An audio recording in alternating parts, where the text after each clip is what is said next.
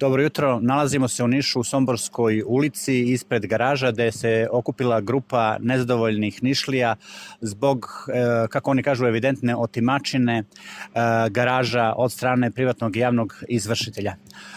Sa mnom razgovara Mića Jeftić, odbornik u Skupštini grada Niša, pa će nam on pojasniti malo bolje o čemu se radi. Gospodine Mićo.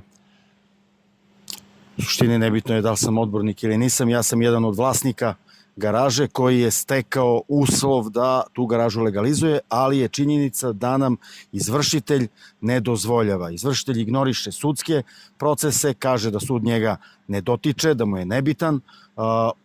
Kako mi čujemo, kako saznamo, on je naše garaže prodao, iako smo ga upozorili da na to nema pravo, jer sudski postupak za legalizaciju naših garaža još uvek traje. Dolazili su neki ljudi koji se predstavljaju kao vlasnici, kažu da su kupili, oni ne mogu da se upišu u katastar kao vlasnici, ali policija koja je dolazila staje na njihovu stranu samo zato što je izvršitelj tako rekao. Očigledno izvršitelji ovde mogu da rade šta hoće u ovom gradu i da su oni gazda u ovom gradu.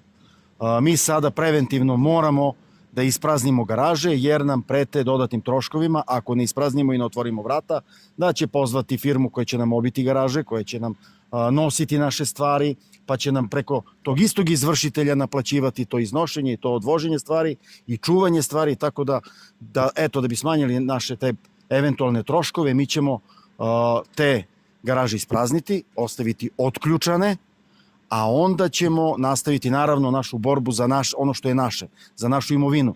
Jer ja mislim da je doba komunizma prestalo, da je ovo jedan demokratski sistem, da ovde postoji neka država još uvek i mi ćemo se boriti za naša prava. Jer po Ustavu imamo prava kao i ti koji su kupili. Naši ugovori nisu, imamo i ugovore koji nisu overeni u sudu i to je upravo predmet spora na sudu. Zbog čega te ugovore niste overili pred nadležnim organom? Zato što su ugovori potpisani pre pojave beležnika i beležnici su uporno odbijali. Išao sam u beležničku kancelariju gospodina Nikolića, on nam je rekao da je to bilo pre njih i da to njega sad ne zanima, da vidimo neki drugi način kako to da radimo i onda smo tek posle par godina saznali da treba da tužimo investitora koji nam je prodao i da nam sud overi ugovore.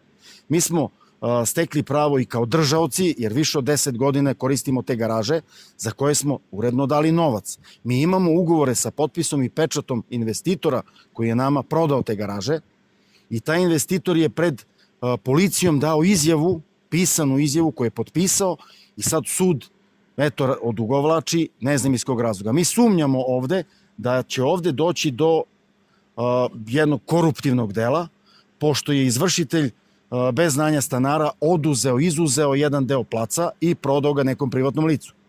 Tako da su stanari ovih zgrada, ne znajući uopšte šta se dešava, ostali bez dobrog dela parkinga. Ono što mi sumnjamo sada, što ja sumnjam na prvom mestu, je da će ukoliko otme ove garaže, izuzeti i prostor ispred garaža i krenuti sa zidanjem nove zgrade. Jer je ovde atraktivna lokacija, ovde su kvadrati drastično poskupili zbog blizine svih ovih sadržaja koje ovde imamo i zbog bulevara koji je vrlo perspektivan u budućnosti. Svakako, razumeo sam da ove garaže nemaju ni građevinsku ni upotrebnu dozvolu. Ukoliko je to tačno, na osnovu čega je privatni javni izvršitelj posegao, ajde tako da kažemo kolokvijalno, za njima? On nije imao zakonski osnov za tako nešto. Nije imao zakonski osnov, ali taj investitor, taj dužnik koji duguje novac, posjeduje na svoje ime, mada je sve prodao, posjeduje mnogo nekretnina u gradu. Ja sam našao u katastru otprilike 10-15 lokacija gde on ima stanove koji se i dalje u katastru vode na njega. Ali izvršitelj je iz nekog razloga, da li zbog nekih ljudi ovde, da li zbog atraktivnosti lokacije, rešio da otme baš ovo. Nijedan drugi izvršitelj nije hteo da vrši izvršenje. Jedino gospodin Žarko Dimitrijević, Žarko Dimitrijević je jedini izvršitelj koji hoće da otme ono što je već neko kupio. Oni su valjda napravljeni, izvršitelji dobili licence da rade upravo da bi se sprečila dupla prodaja nekretnina. A evo sad vidimo da su oni tu da otimaju ono što je kupljeno, jer oni mogu da rade šta hoće.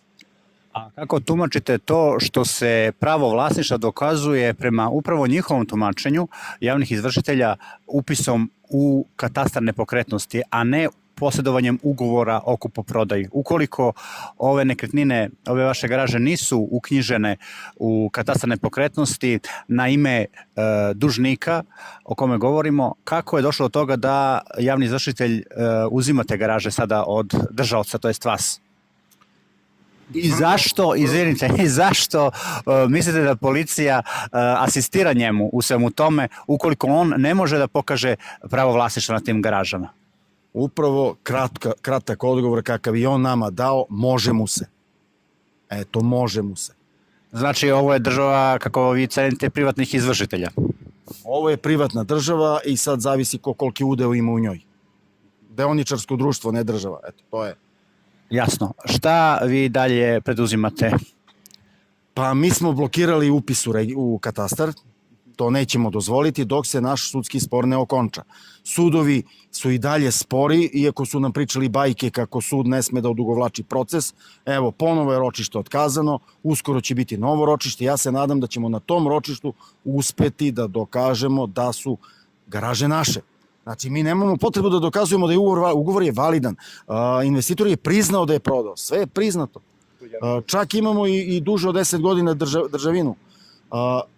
Prijavljen je investitor upravo zbog ovih garaža u tužilaštvu i tužioc je dao nalog da se uzme izjava i uzeta izjava i on je dao izjavu kako jeste bilo.